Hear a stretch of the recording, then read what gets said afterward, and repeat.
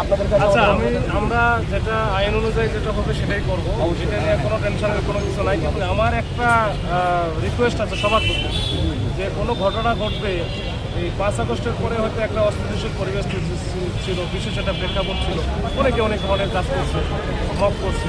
এই যে থানার সামনে এসে একটা মক করা বা মক করার চেষ্টা করা, এখানে একেবারে যে তারাবি নামাজ আমরা তারাবি নামাজ পড়তেছি, এখানে মাইক বাজানো, এখানে বিশেষ একটা ভাষণ বাজানো, ভাষণ বাজাইতে পারে সেটা অন্য, কিন্তু থানার সামনে এসে ভাষণ বাজাবে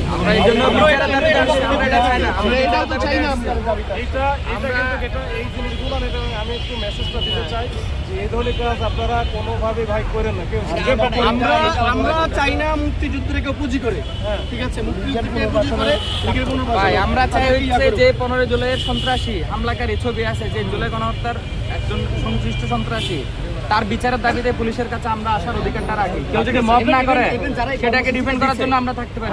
সেজন্য আপনার কাছে আমরা দাবির জন্য সন্ত্রাসী যাতে কোনোভাবে সামনে না পায়। এটা নিয়ে কোনো টেনশন নেই।